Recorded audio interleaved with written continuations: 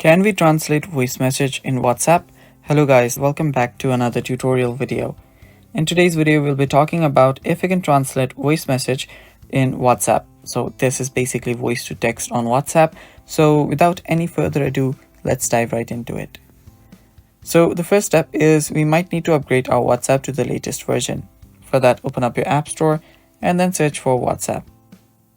After you search for WhatsApp, if you see an update available, tap on the update button and update the app. After that, you can open up your WhatsApp. On your WhatsApp, head over to the voice message and let's see if we can actually translate it. So if you long press on the voice message, there is no actual option that will enable us to change it to text. So that's one thing. So let's head over to our settings to confirm that.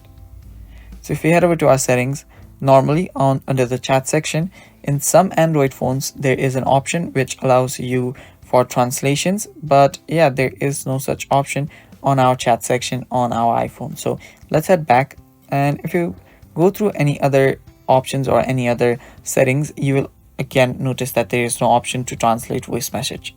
So I hope this video answers your question, guys, that you cannot translate voice message in WhatsApp to text on your iPhone. Yeah, that's basically all for today's video.